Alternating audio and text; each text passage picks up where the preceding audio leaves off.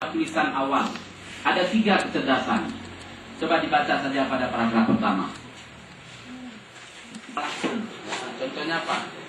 Contohnya seorang anak itu dia bisa mentransfer ilmu, dia bisa mengutip ilmu-ilmu dari objek-objek secara langsung apa yang dia lihat, baik dari lingkungan keluarga, lingkungan sekolah. Daya tiru anak-anak itu sangat kuat. Dari contohnya anak-anak kalau misalnya dalam proses belajar mengajar itu dia cepat meniru. Daya serap meniru anak-anak itu cepat sekali.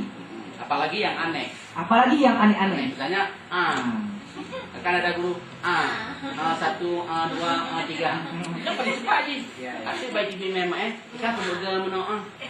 Ada perlu kita taikah? Belum 6 ke dalam. Muno na 3 bang lagi nya nak taikah. Itu malah lebih menarik. Kan kena yang ingat Bu, yang anehnya malah lebih cepat. Lanjut Pak. Di sini saya sedikit menyampaikan juga Pak kan, seperti Bapak bilangkan tadi, kita bisa saja memperbandingkan antara negara kita itu dengan negara Jepang, dengan negara-negara luar. Kita harus tinjau juga prosedur-prosedur mungkin mengapa ya negara kita ini. Saya merasa berpikir juga begitu Bapak katakan kebodohan terjadi di negara kita ini mengapa. Sedangkan di Jepang itu kalau kita lihat persamaan merdeka perjuangan itu sama-sama membangkitkan, membangun sama. Tapi mengapa mereka itu kecerdasannya lebih tinggi dibandingkan dengan negara kita? Itu mungkin kita bisa introspeksi diri sendiri. Kami selaku guru SD, saya sendiri Pak, selaku guru SD saya berpikir juga. Tapi ini saya terapkan di dalam sekolah saya, itu nggak bisa.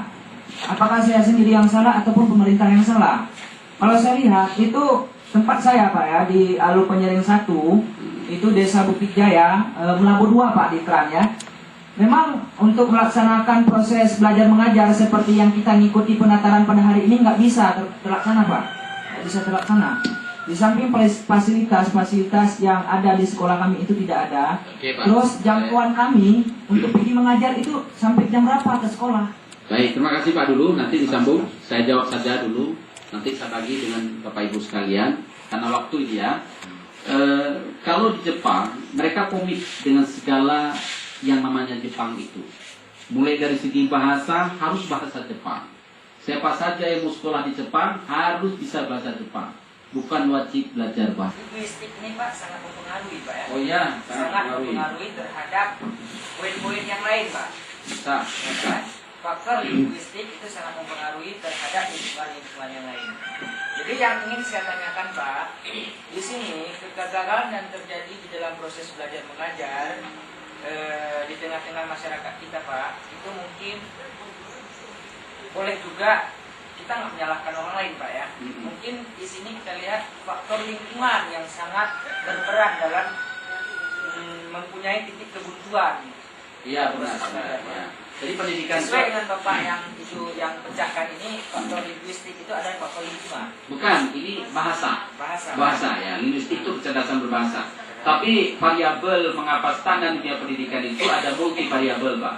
Salah satu variabelnya adalah pendidikan formal. Tidak tersedia guru yang profesional. Itu satu. Jadi betapapun langsungnya pendidikan yang sama di informal, di rumah tangga. Ayahnya bukan pembaca yang baik, ibunya bukan membaca yang baik, dan tidak ada media bacaan di rumah. Yang ada cuma cangkul saja dan sejumlah alat pertanian yang lain, dan tidak ada budaya membaca di rumah.